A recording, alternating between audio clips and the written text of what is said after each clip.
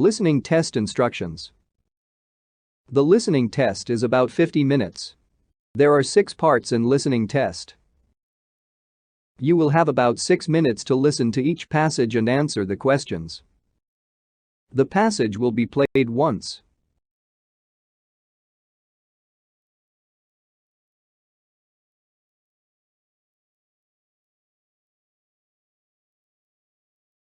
Hey, you look concerned. What's on your mind? The final exam. I'm not fully prepared yet. Well, don't worry too much. You still have 3 days. Yeah, but 3 days will fly past in a wink.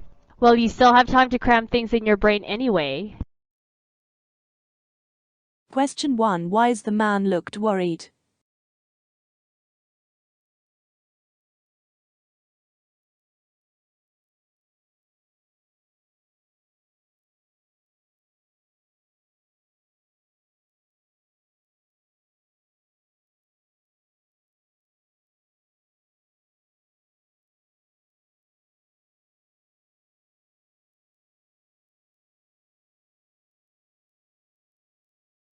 You will hear a conversation in 3 sections. You will hear each section only once. After each section, you will hear 2 or 3 questions. You will hear the questions only once. Choose the best answer to each question.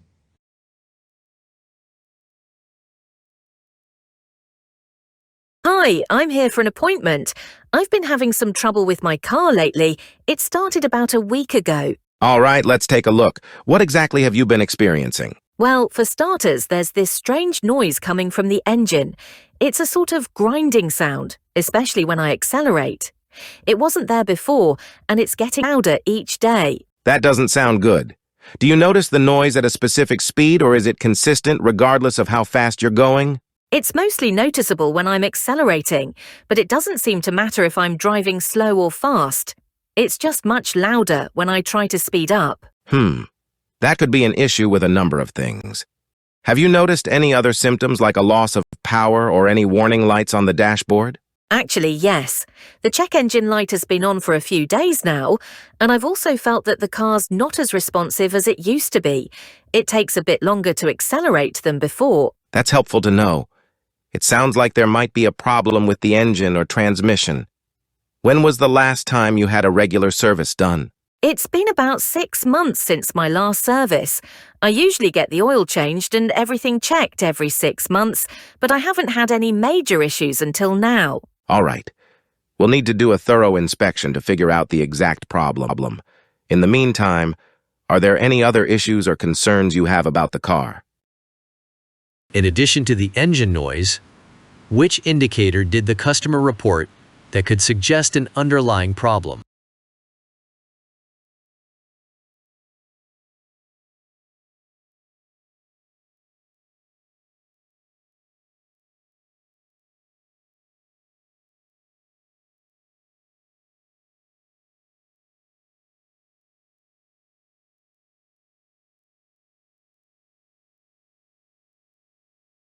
How did the customer characterize the recent change in their car's performance?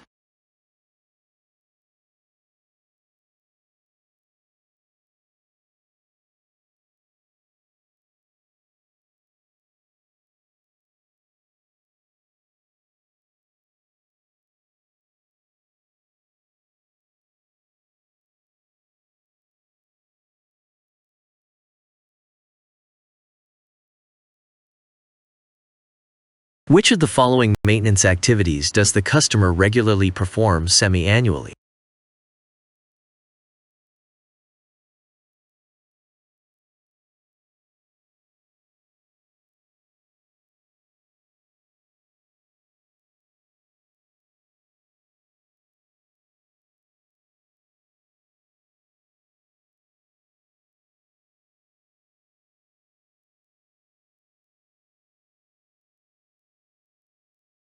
You will hear the second section of the conversation shortly.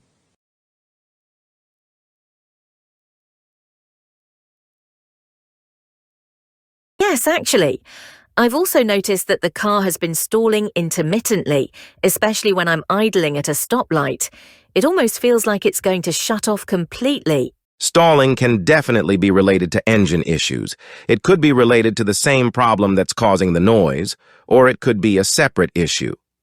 You first noticed the stalling. It started happening around the same time as the noise. At first, it was just once in a while, but now it's becoming more frequent. I'm worried that it might leave me stranded somewhere. I understand your concern. Have you had any issues with the car's performance or any other components like the brakes or the steering? The brakes seem okay, and the steering feels normal. But there's also been a slight vibration in the steering wheel, especially when I'm driving over uneven surfaces. That vibration could indicate an alignment issue or possibly a problem with the suspension. It might be worth checking both. I'll make a note of all these symptoms. That sounds good. I've also noticed a small oil leak under the car. It's not a huge puddle or anything, but there's definitely some oil dripping. An oil leak could be a sign of several things, such as a loose or damaged gasket. It's important to address it before it causes more serious damage. I agree. I just want to make sure everything gets fixed properly. How long do you think the inspection will take? We'll start the inspection as soon as possible. It should take a couple of hours. I'll update you with the findings and any recommendations we have for repairs. What other issue did the customer mention that could also affect vehicle performance?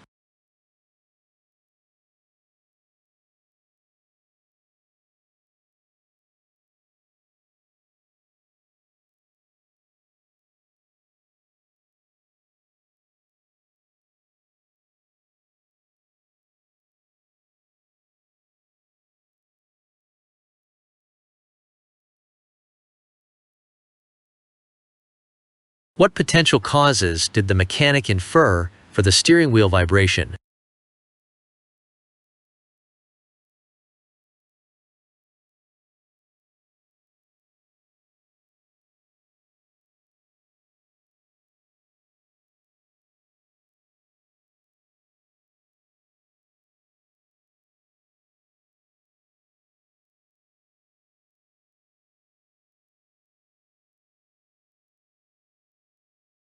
What action did the mechanic propose to take in response to the car's reported problems?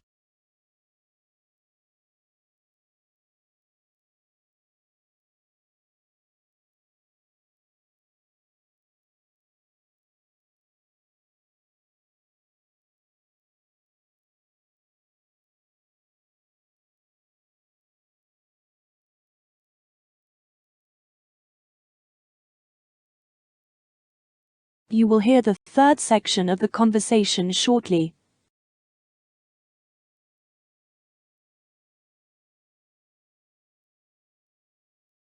Great, thanks. I've been really stressing out about this. Is there any chance you could give me an estimate on the repairs once you've figured out what's wrong? Absolutely.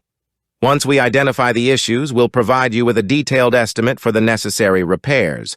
We'll also discuss the most cost-effective options if you're looking to budget. That would be really helpful. I'm on a bit of a tight budget, so I'd appreciate any advice on what needs immediate attention versus what can wait. We'll prioritize the repairs based on what's critical to ensure your safety and the car's functionality. Anything that's less urgent, we'll let you know so you can plan accordingly. Sounds fair. Is there anything specific I should do in the meantime to avoid further damage or to make driving safer? For now, try to avoid aggressive acceleration and abrupt stops. It's also a good idea to keep an eye on the oil levels and top them off if necessary. And if you notice any new symptoms, let us know right away. I'll keep it in mind. Thank you so much for your help. I'll be here waiting for the update. You're welcome.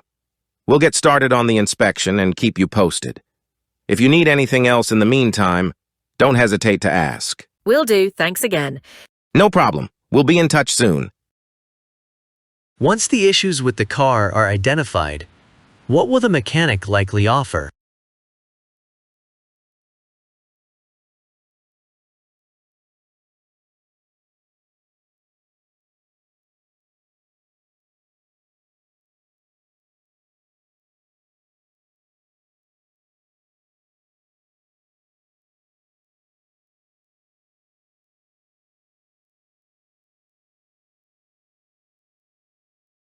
What approach will the mechanic take if budgeting considerations come into play.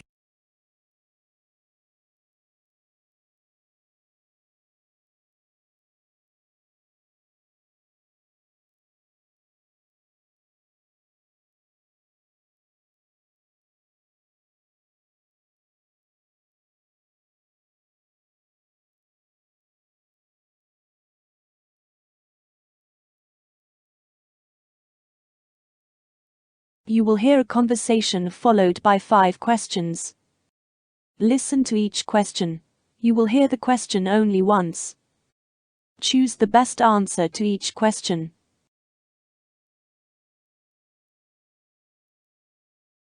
Hey, Sam! I'm so excited for the dinner party tonight. Have you decided what groceries we need to buy? Hi, Emily. Yes, I've been thinking about it. We need to make sure we have everything for the menu. I'm thinking of making a lasagna, a Caesar salad, and some garlic bread. Does that sound good? Sounds delicious. Let's make a list. We'll need ingredients for the lasagna first. What do we need for that? For the lasagna, we need ground beef, Italian sausage, lasagna noodles, ricotta cheese, mozzarella cheese, Parmesan cheese, eggs, and a jar of marinara sauce.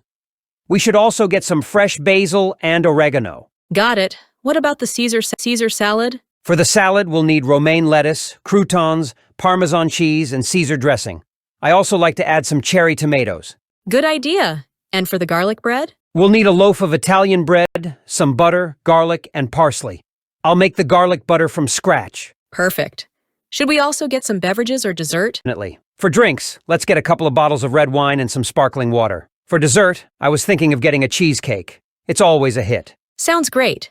Do you think we need any additional snacks or appetizers? Maybe some simple appetizers like cheese and crackers and some olives. They're easy to prepare and always a crowd pleaser. Agreed. Let's make sure we have some basic cooking supplies too, like paper towels and foil. Good call. We should also get some fresh vegetables for a side dish, maybe some green beans or asparagus. Oh, and don't forget to pick up some eggs. We'll need them for the lasagna and maybe for breakfast tomorrow. Right. I'll make sure to add those. Let's split the list so we can get this done quickly. I'll handle the produce and dairy items. You can pick up the meats and pantry items. Sure thing. I'll grab the ground beef, Italian sausage, cheeses, and pasta. I'll also get the croutons and dressing for the salad. Great. I'll take care of the lettuce, tomatoes, bread, garlic, and all the veggies. Let's meet back here in an hour with everything we need. Sounds like a plan. I'll also check if we have any extra candles or decorations for the table. Good idea. We want the place to look nice for our guests. Oh, and I almost forgot. Can you check if we need more napkins? Sure thing. I'll grab some extras if we're running low. Awesome. I'm really looking forward to tonight. It's going to be so much fun. Me too. I think it's going to be a fantastic evening. Thanks for helping out with the planning. Anytime. See you in an hour. See you. Which ingredient is not needed for the lasagna?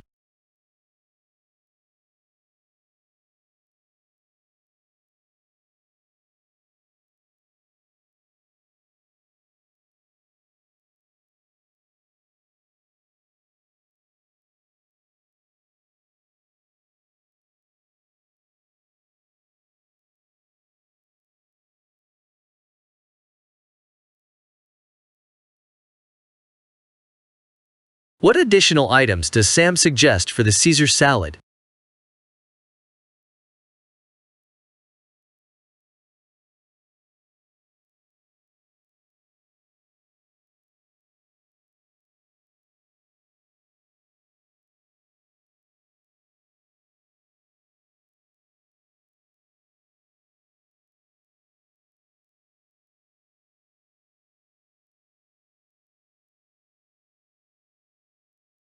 What simple appetizers does Sam suggest?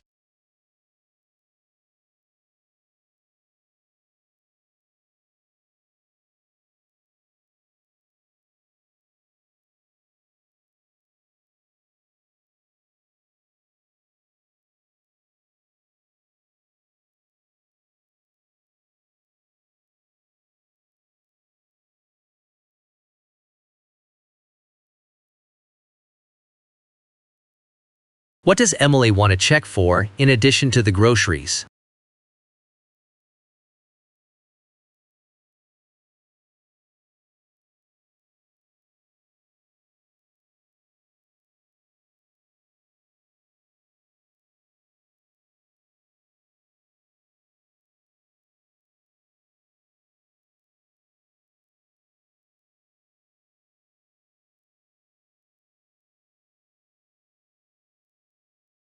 What should Emily check for when she goes shopping?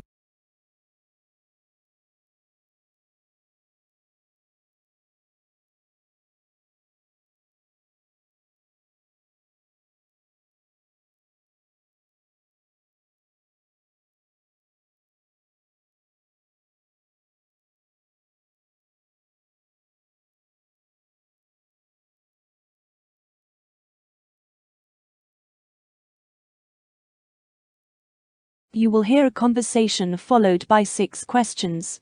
Listen to each question. You will hear the question only once.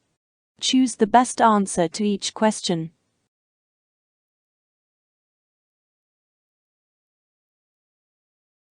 Welcome to our travel podcast, everyone. Today we have a very special guest, Lena Matthews, a well-known travel blogger who has made a name for herself exploring off-the-beaten-path destinations. Lena, thank you for joining us. It's great to be here. I'm excited to share my experiences with your listeners. Fantastic. Let's dive right in. Your blog is famous for highlighting lesser-known travel spots. What inspired you to venture beyond the usual tourist destinations? It all started with the desire for more authentic travel experiences. When I first began traveling, I found that many popular destinations were crowded and didn't always provide a genuine glimpse into local cultures. I wanted to discover places where I could connect more deeply with the local way of life and find unique stories to share. That sounds incredible. Can you tell us about one of your most memorable off-the-beaten-path adventures? Absolutely. One of my favorite experiences was in the small village of Nyong Shui in Myanmar. It's a peaceful place away from the typical tourist routes. I spent time exploring local markets, learning traditional crafts, and even participating in a local festival. The people there were incredibly welcoming, and I felt like I was truly immersed in their culture. What are some key tips you would give to travelers who want to explore lesser-known destinations? My top tip would be to do thorough research before you go. Look beyond guidebooks and travel forums. Reach out to locals through social media or online communities. They can provide insider tips and recommendations that you won't find in mainstream travel sources. Also, be open to unexpected experiences. Sometimes the most memorable moments come from unplanned adventures. That's great advice. How do you find these hidden gems? Is there a specific approach you take when searching for off-the-beaten-path locations? I use a mix of methods. Social media platforms like Instagram and Pinterest are fantastic for discovering less traveled. I also follow local bloggers and influencers in the regions I'm interested in. Additionally, I pay attention to word-of-mouth recommendations and often ask fellow travelers or locals for their suggestions. Interesting. What challenges have you faced while traveling to these less-traveled destinations? One challenge is that infrastructure can be limited. This sometimes means fewer accommodation options or less reliable transportation. Language barriers can also be a hurdle, though they can often be overcome with a bit of patience and a willingness to learn a few basic phrases. Despite these challenges, the rewards are usually well worth the effort. Can you share a particular challenge you overcame during your travels? Sure. On one trip to a remote village in northern India, I encountered issues with transportation as the roads were poorly maintained. It took longer than expected to reach my destination. However, this delay allowed me to interact more with the locals during the journey, which led to some unexpected and enriching experiences. It's often these challenges that make the adventure more memorable. Lastly, what is one destination on your bucket list that you haven't explored yet but hope to visit soon? I'm eager to visit the Faroe Islands. They're known for their stunning landscapes and are still relatively untouched by mass tourism. To exploring the rugged terrain, experiencing the local culture, and finding those hidden gems that make off-the-beaten-path travel so rewarding. Lena, it's been a pleasure having you on the show. Your insights and stories are truly inspiring. Thank you for sharing your experiences with us today. Thank you for having me. It's been wonderful talking about my passion for travel. I hope your listeners find inspiration to embark on their own off-the-beaten-path adventures. And thank you to our listeners for tuning in. Until next time, happy travels. Which village in Myanmar does Lena mention as a memorable destination?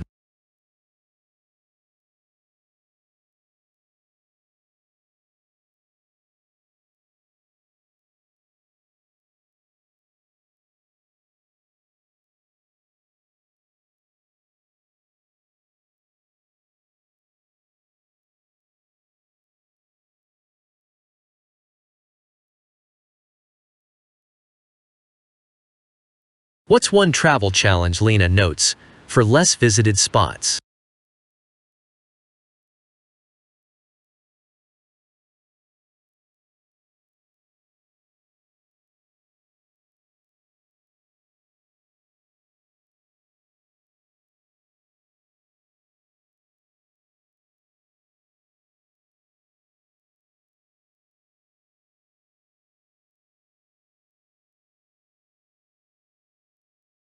How does Lena suggest you engage with local cultures?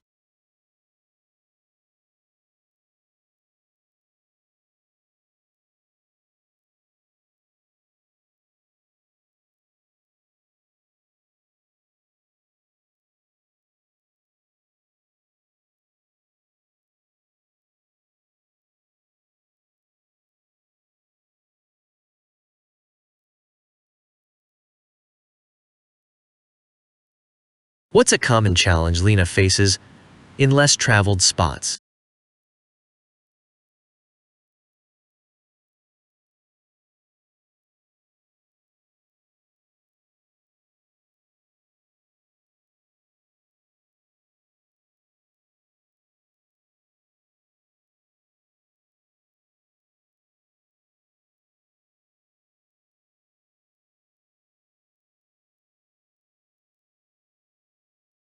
What's Lena's extra tip for travelers beyond research?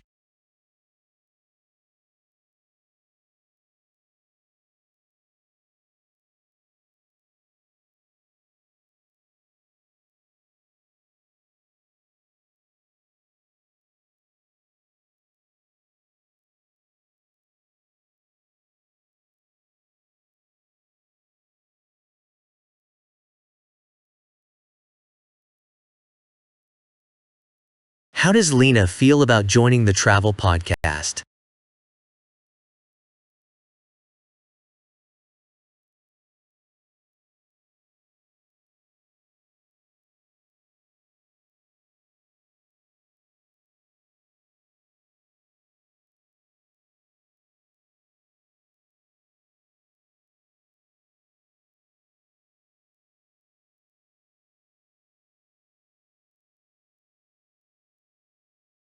You will hear a news item once. It is about 1.5 minutes long. Then 5 questions will appear. Choose the best way to complete each statement from the drop-down menu. Pop sensation Taylor Swift has once again proven that she uses her star power for good. In a move that has both fans and critics praising her, Taylor Swift has donated $10 million to support victims of recent natural disasters.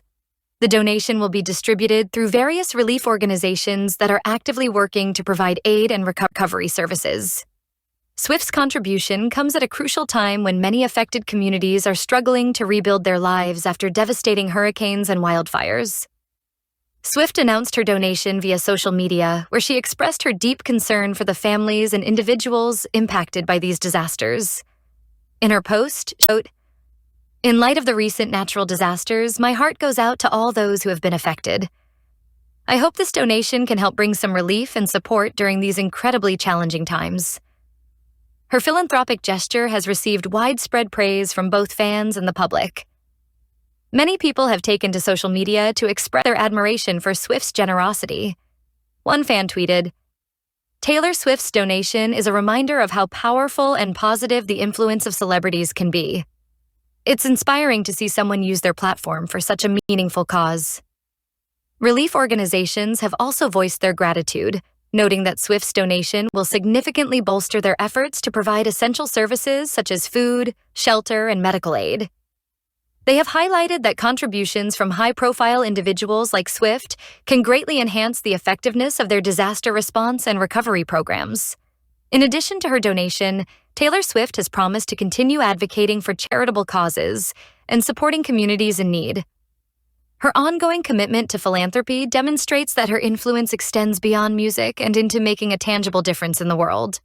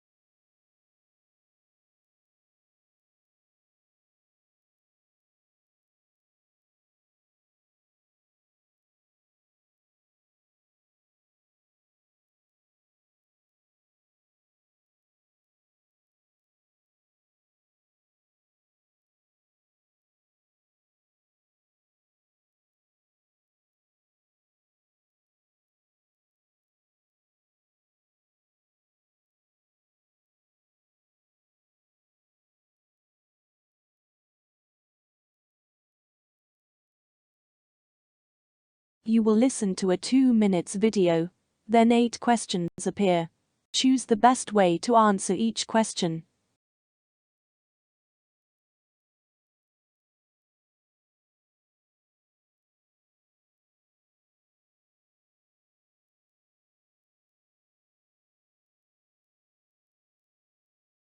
Welcome, everyone, to today's panel discussion on the ethical implications of genetic engineering.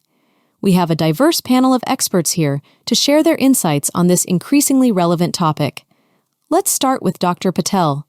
What are your thoughts on the current ethical concerns surrounding genetic engineering? Thank you. Genetic engineering holds immense promise in areas like healthcare and agriculture, but it also raises significant ethical dilemmas. One major concern is the potential for unintended consequences when manipulating genes. For instance, altering the human genome could lead to unforeseen health issues for future generations. Dr. Garcia, as a bioethicist, how do you view these concerns? Ethically, we must consider the principle of informed consent. Will individuals fully understand the risks and benefits of genetic modifications? There's also the issue of equity.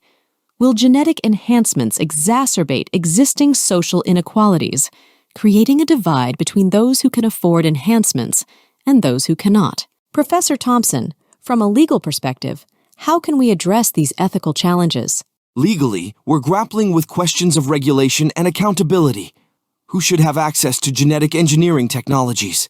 How do we protect against misuse or discrimination based on genetic information? There's a need for robust international frameworks to ensure ethical standards are upheld across borders. These are complex issues indeed. Dr. Patel, how can society balance the potential benefits of genetic engineering with these ethical considerations? Transparency and public dialogue are crucial. We need open discussions involving scientists, policymakers, and the public to weigh the risks and benefits thoughtfully. Education also plays a key role in empowering individuals to make informed decisions about genetic technologies. Dr. Garcia, do you see any areas where consensus on ethical standards in genetic engineering is emerging? Certainly, there's growing consensus on the importance of safety, transparency, and equity. Many in the bioethics community advocate for international guidelines that prioritize human dignity and minimize harm. However, we still have much work to do in refining these ethical standards as technologies evolve. Professor Thompson, what are your final thoughts on how we should navigate the ethical landscape of genetic engineering moving forward? We must proceed with caution and foresight. While genetic engineering holds tremendous potential, we cannot afford to overlook the ethical implications. Collaborative efforts among scientists, ethicists, lawmakers, and the public are essential to ensure that these technologies are used responsibly and ethically. Thank you to our esteemed panelists for your valuable insights on this complex and important topic. This concludes our panel discussion on the ethical implications of genetic engineering.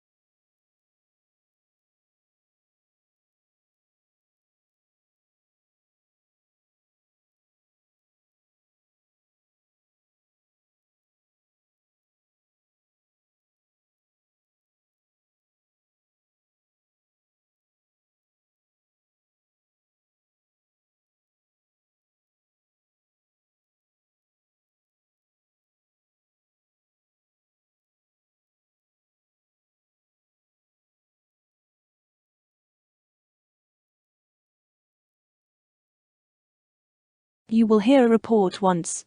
It is about 3 minutes long. Then 6 questions will appear.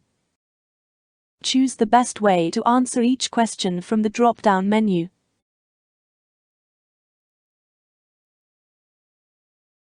The ethical considerations of using gene editing technology to modify human embryos present a complex and controversial debate, reflecting profound concerns about human identity, societal impacts, and the limits of scientific intervention. Gene editing technologies such as CRISPR-Cas9 offer unprecedented precision in altering genetic sequences, potentially eliminating hereditary diseases and enhancing human traits. However, these capabilities raise significant ethical questions.